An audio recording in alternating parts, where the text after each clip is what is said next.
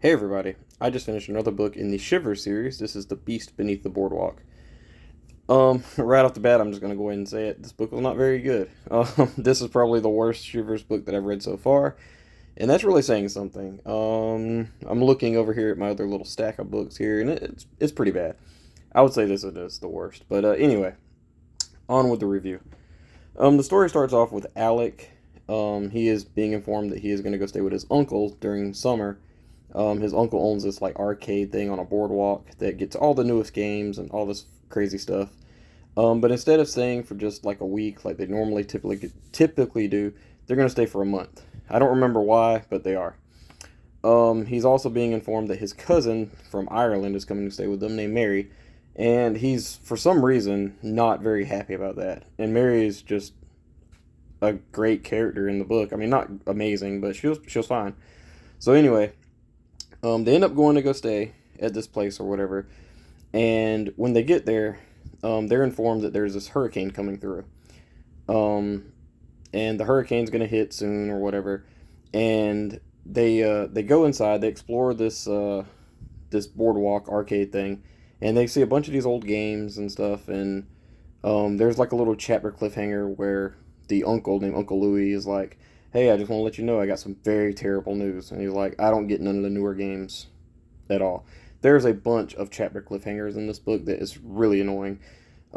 Multiple chapters, there's like, "Oh, this thing that comes like back or whatever is very deadly and very scary, and it's gonna change our lives forever or whatever, different things like that." And we don't see this thing until page like 85. I will give this book a slight prop to it or whatever. There's another book in the series called The Forgotten Farmhouse that kind of had this typical same structure where nothing happens to the last few pages. But that one had a lot to do with like horse riding, like throughout the most of the book. This one here was during a hurricane, so it was a little bit better, but it definitely got repeated. Um, Repetitive, I meant.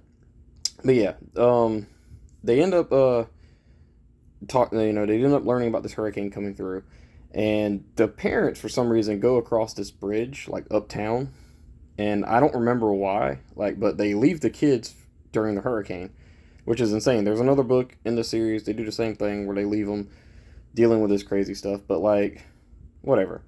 Anyway, they're during the hurricane, they eat pizza and stuff like that, and Alec ends up going outside and getting hit in the head with a sign. And when he gets hit, before he gets hit, he notices that he saw something like out in the water, but he doesn't want to tell um, Mary what he saw. And they go back inside, and yeah, that's really all I can really reveal because most of this book is just them trying to survive during the hurricane, and it sounds amazing, but it's not. They're just like, oh well, how do we get on higher level? Like, oh, I don't know. Yeah, this book was terrible. This is absolutely one of the worst books I've I've read this year. This was a buddy read, so it did make it a lot better with the buddy read aspect to it. So thanks for that. But yeah, this was my friend's very first Shivers book, and I'm very sad to say that this is her first book because there are some pretty decent ones in the Shiver series. I've only read, let's see, 1, 2, 3, 4, 5, 6, 7, 8, 9, 10. I've read 11 Shivers books so far. This will be the 11th one. So yeah, I think that's right. Anyway, I'm not missing my counting, but I could have swore I looked on my playlist. It was on like 8, but whatever. Yeah, the thing that shows up that's in the water is actually kind of creepy, and it's actually got a very good visual of what this thing is, and I enjoyed that, and I enjoyed how they actually fight this thing. I'm not gonna say how or what, but it's pretty fun. Um, During that part, but like yeah, most of this book is just bad. I give The Beast Beneath the Boardwalk a 2 out of 5 stars. There's not much really to say about this book. Very very hard miss for me. But yeah, happy to knock out another Shivers book and buddy read it. So yeah, that's it for me, guys. See you in the next video. Thank you. Bye bye.